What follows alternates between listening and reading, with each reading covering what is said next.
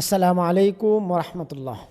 রাসূলুল্লাহ আলাইহিস সাল্লাম পরিবারের খাবারের জন্য এক ইহুদির বাড়িতে কূপ থেকে পানি উঠানোর কাজ নিলেন।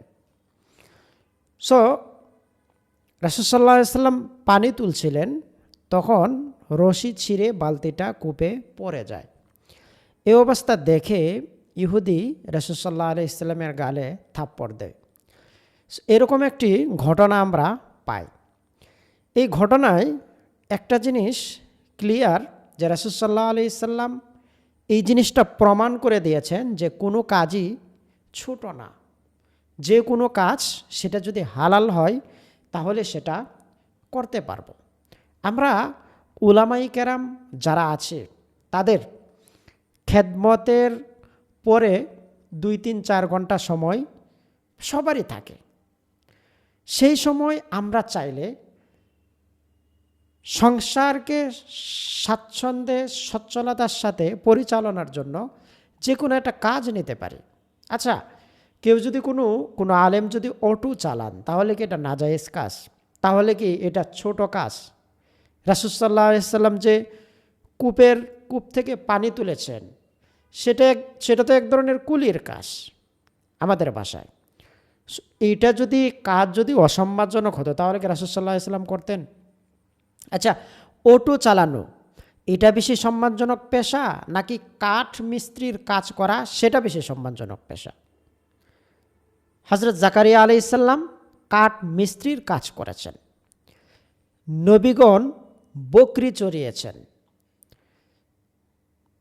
আপনারা জানেন যে ফতোয়ায়ে আলমগীরি, যেটা ভারতবর্ষের একজন বাদশাহ আলমগীর, ওনার তত্ত্বাবধানে ফতোয়ায়ে আলমগীরি রচিত হয়েছে। তো উনি কি করতেন?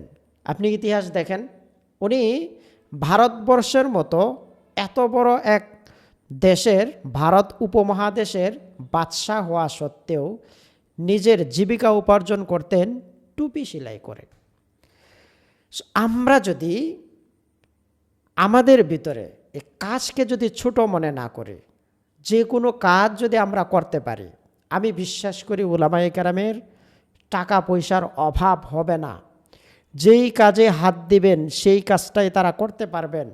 আলেমদের সবচাইতে বড় পুঁজি হচ্ছে বিশ্বাস।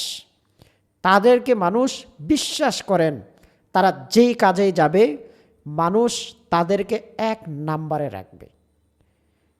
আমরা কাজ করি না, কোনো কিছুই করি না, শুধু মসজিদ মাদ্রাসার উপর যদি নির্ভর করে থাকি তাহলে আমাদের অর্থনৈতিক অসচ্ছলতা যাবে না।